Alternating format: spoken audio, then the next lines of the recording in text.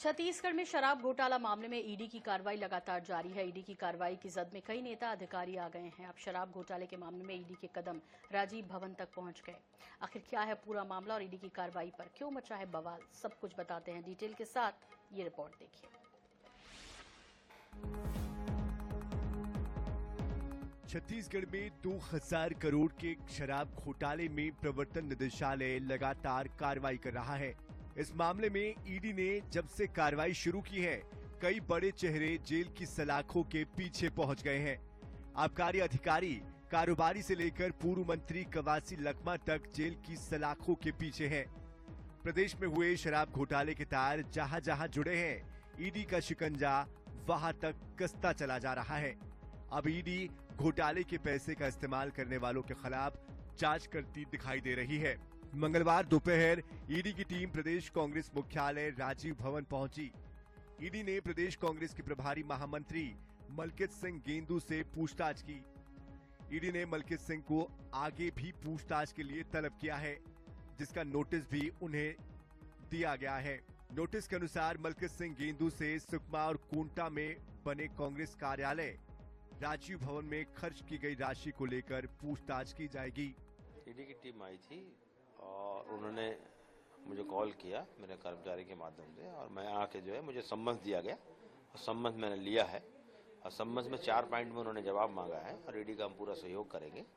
जो चीजें मांगी हैं उनको हम उपलब्ध करवाएंगे। ईडी की कार्रवाई पर सियासी वार पलटवार भी शुरू हो गया है।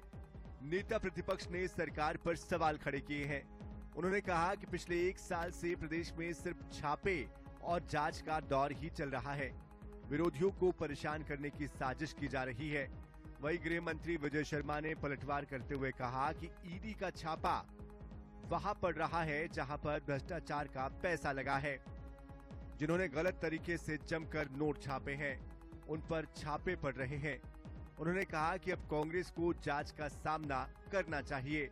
जो हो रहा है देख रहे हैं आप, साल भर के छापा ही छापा पड़ रहा है। ईडी के छापे पड़ते हैं, आप उनको जेल में डाल देते हैं, जेल में पड़े रहते हैं वो, और बाद में देवेंद्र यादव की तरह छूट के आ जाते हैं। चाहे आप 3 महीने कर लो, चाहे 7 महीने कर लो, मगर आप उसके खिलाफ कुछ साबित ही नहीं कर पा रहे। ये हमारे लिए दुख के विषय है। उन्होंने जितना नोट छापा है पहले, उसके विरुद्ध ये छापा है। ईडी का छापा उस स्थान पर पड़ा है जहां पर कुछ दस्तावेजी प्रमाण जैसे मिले होंगे, जो मैंने पढ़ा है, सुना है आप लोगों से ही, उसी आधार पर कह रहा हूं।